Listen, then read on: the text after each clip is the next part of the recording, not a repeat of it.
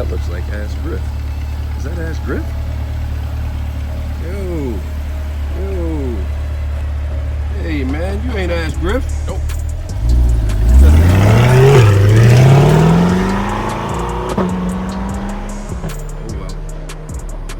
I guess he should have asked Griff. He's gone.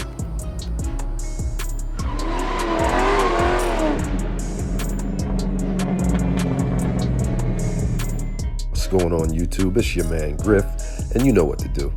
Hop in that passenger seat.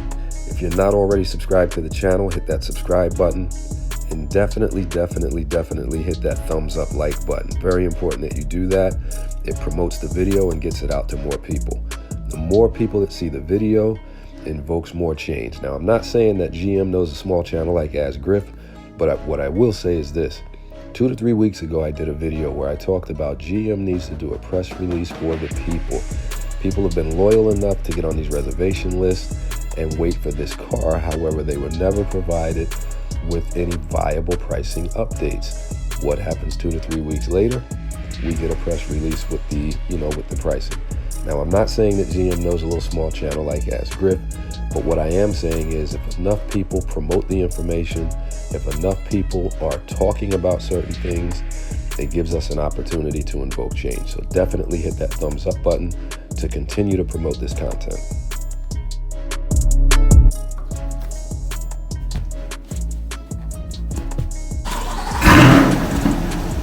All right, guys, listen, I got my keys, I got my sneakers, and I got my cold start. Now, I figured what we do today is jump in the car, take a little ride. I want to talk about the Z06 situation with you guys. I'm curious to get more and more information within those comments, but I think it warrants a conversation. A lot of people are not very happy about the situation, but before we get into this thing, you know what we got to do, guys. I told you my baby loves to drink. I think she might have a little bit of a drinking problem, so first things first, we need to make a pit stop at the gas station and get some juice.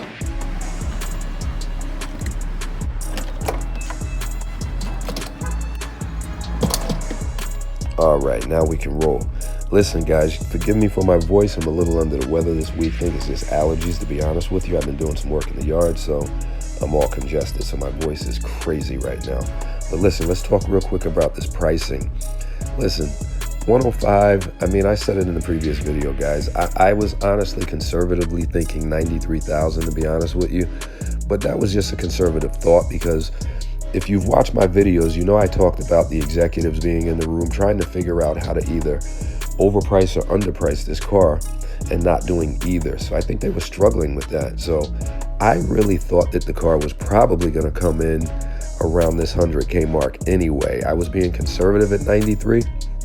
But the 105 is indicative of what I thought they were probably going to do. There's a lot of engineering that went into this car, and there was no way that GM as an organization was going to just give that engineering away. I don't think they really understood what they had when they designed the 2020 C8, and now that the Z06 came out, I think they really took looked under a wider microscope and said, this is a lot of car. And we can't just give away the value just because it's an American sports car. So the 105, I know it's going to affect a lot of people. I know a lot of people are going to fall off the list because of it, because they budgeted for a certain thing. You guys have to understand, when you're going for financing, some of these banks, once you exceed a certain amount, the banks won't even finance you anymore. And with interest rates climbing, it's going to be more difficult for folks to get affordable loans to cover the cost of this car. So you're just inherently going to have people, kind of dropping off the list. I look at a lot of the forums and, the vlogs and the blogs, and that's all people are talking about. A lot of guys are just throwing their hands up saying, that's it, I'm out. So the pricing is what it is. If you guys remember the 2019 ZR1, 755 horsepower, the car was a beast. And I think that car went for 124 to start. Now, if you take a look at the 2019 ZR1 versus this 2023 Z06, two completely different cars. Now, if I had to just slap a price tag on both of those just by looking at them, I would have a much higher price tag on the 2023 Z06. So I don't know, guys. It is what it is. I mean, to be honest with you, I'm not happy about the price. but I do understand it is what it is. And for those of you that are contemplating, you're kind of on the fence, I would say move forward if you can, and then hang on to the car for a little bit and sell it. You know, if it's outside of your price range, but you're low on the list, you can get a first-year car, get the car, enjoy it for a little bit, just get out of it. You know, there's no shame in doing that. Your finances are what they are, and it's a smart decision. If you cannot get the car, it's unfortunate. You just can't get the car. But I think if you're teetering on the fence trying to think about what you want to do, I say you've waited this long. I say you guys go ahead and get the car. So, oh, you got to be kidding me. More rain. Guys, listen, I just want to leave you with this. You know that I'm not on a reservation list, but just because I'm not on a reservation list does not mean that I don't have an interest in a Z06 or that I'm not in the market for a Z06, okay? It just means that I didn't make it to a list. Now listen, I saw this whole movie unfold months ago, guys. I saw how this thing was going to take place. There's going to be a lot of opportunity created because there's people that are just plain pissed off with this pricing, and they're not going to pay it. Some people can't pay it. So it's just going to open up a lot of opportunity. So my thing is, I just want to be in place and prepared should an opportunity present itself. Because if it does, your man Griff is going to be standing at the door, trading in the current C8 and flipping this thing for a Z06. So as I always say, guys, just stay ready and be ready. I am in the game, I am in the market, and I hope that opportunity finds itself to me, because if it does, I'll say it again, I'm going to be ready to strike. Well, we got caught in a little bit of rain, and as you can see, the car picks up a lot of dirt, especially when you're driving in the rain. So I'm not sure if you guys can really see this, but when you get caught in the rain, a light colored car like this picks up a lot of road dirt. Now, I've never had a car this light before, but if you're thinking about ceramic matrix gray or the white or any of the other lighter colors, bear in mind that it's going to show everything. So this is new to me, so I'm going to have to get used to this. I told you guys in a previous video, I hate to have to keep washing the car. Well, it seems like this one's going to get a lot more spray downs than than the norm. But just wanted to give you guys some visuals on how much dirt this thing actually picks up. Now, I did get caught in 2 rainstorms, and as you can see, it's still overcast out, so I might even get caught in another rainstorm before I get home. But you can see even the rear, I still don't have the mud flaps yet. Waiting for those to arrive, but that should cut down on a little bit of the dirt that kicks up on the rear. But the car definitely picks up some residue, especially if you get caught in the rain like I did. So, and I got caught twice today, which is crazy. The first one was like a monsoon. I mean, the water was coming down like crazy. But car handles pretty good in the rain.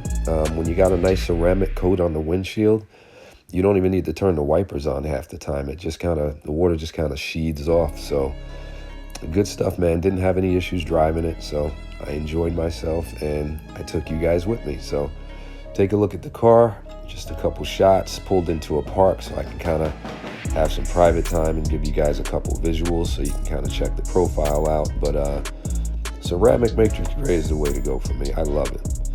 Figured I'd also give you guys some rear engine work, for those of you guys that are waiting for your cars.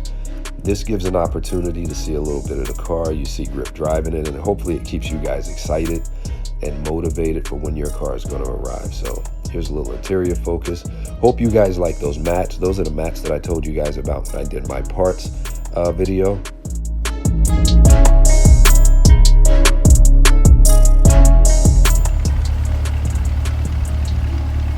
Man, that looks like Ass Griff. Is that Ass Griff? Yo. Hey, man, you ain't Ass Griff. Nope. Oh,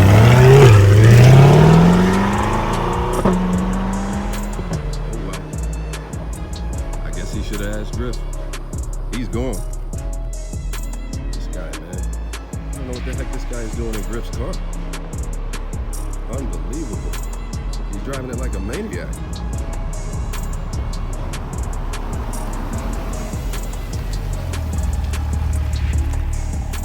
Man, this guy just made it back, man. I don't know what the heck is going on, man. What the heck? Hey, man, what the heck are you doing in Griff's car? I'm having a great time, that's what. Clearly.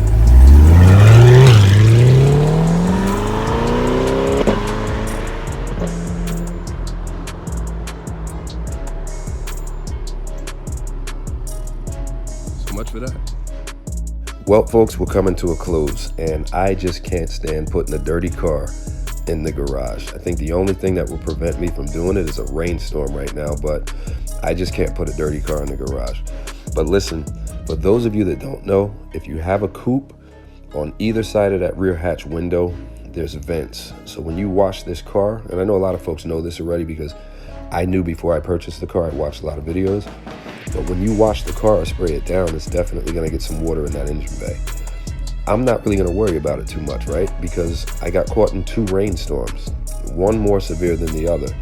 And the heavy rainstorm that I got caught in, where do you think all that rainwater was going? Through those vents in the engine bay, the same as if I was spraying it with a hose. So don't worry too much about that stuff, guys. I think, you know, there's a lot of people on the web that kind of freak you out, scare you about getting water in there. There's drain points, it drains itself out effectively, so not a whole lot to worry about. But this is just, you know, what I do when I bring this thing back. You know, being that it's got a ceramic gloss on it, it's easy to just spray the dirt off. So typically what I would do when I tell you guys, I really don't wash these cars very often. I just simply spray it down and then dry it off. And then I'll use like a Griot's 3-in-1 and just kind of spray some polish on it.